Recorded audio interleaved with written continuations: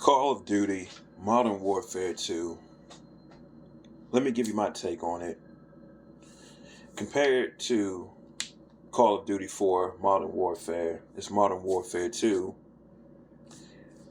The graphics seem to be improved off the bat. Just seem to be higher quality mapping, high quality character models, things of that nature. And just all around seem to be of better quality graphics. I'm not going to say it looks any sharper, but it's definitely better quality graphics. Now, in terms of seeing the enemies, I think maybe because the way the game is designed, or maybe the set pieces, it's easier to spot the enemies in this game. So I'm not getting as many friendly kills, friendly fire mishaps as I did in the first game. Well, the first Modern Warfare game. Now, I wish enemies were more clearly defined in general, but I guess that's part of the difficulty of this game. Now, I played this game completed on hardened, so I played Call of Duty 4 MW1 on regular.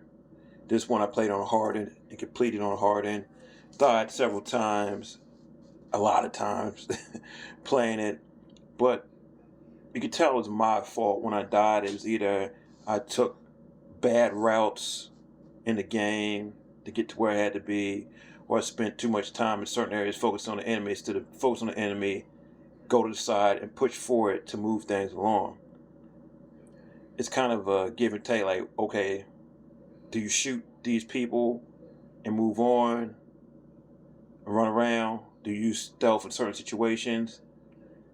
But usually when you gotta use straight up stealth, you're usually with someone else, and it's usually like, hey, let's be stealthy.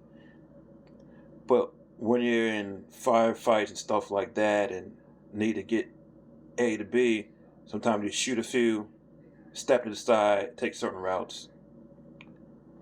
Especially especially in the game, maybe the second to last mission, it's an airport area, what have you, that everyone's fighting each other, and you're just trying to make it. You're just trying to make it to a vehicle and then get on the plane, and hey, I shoot a couple people, but then all of a sudden, at certain points, you know what? I'm gonna just walk behind certain people, get to the checkpoint, shoot who I have to shoot, hide, and then hide a little bit to recharge my health and move on. So, yeah, there's some cool set pieces in Modern Warfare 2. I guess what stood out, and I guess which always was the controversial part, even though I wasn't in Call of Duty, but I remember people talking about, hey, the suburban areas.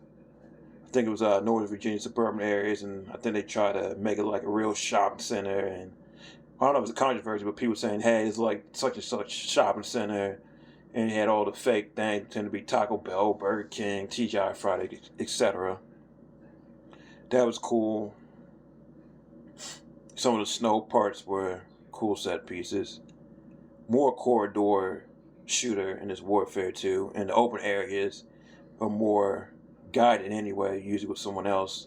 So, yeah, let your guys do work, and sometimes you just want to sit back and pick people off, and that's what you want to do, and you don't want to just charge into too many situations. You want to sit back and maybe move back and fire away. I have cracked open Modern Warfare 3. That'll be another video. But off the bat, in the first mission, I think Modern Warfare 3 has the best graphics and a higher resolution. I even looked it up, but it does look a little bit sharper, and the graphics look even better. I'll just say that right now and off the bat, and I've just played on the first mission. I think it's a little bit easier, even to see the enemies, even in spaces or areas that are a little bit darker, and it even feels a little smoother too. So, but that's for another video. But it's Modern Warfare 2 to step up.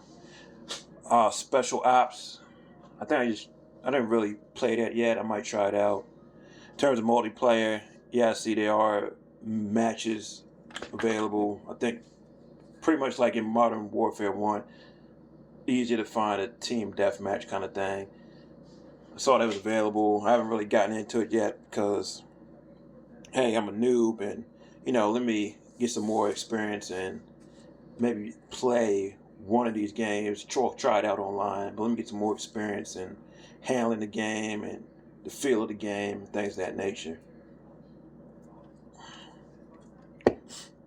So yeah, that's how I feel about Modern Warfare 2 in terms of single player. Essentially, it's a step up in my book from the first one, and this one just kind of it's kind of like an action adventure kind of movie.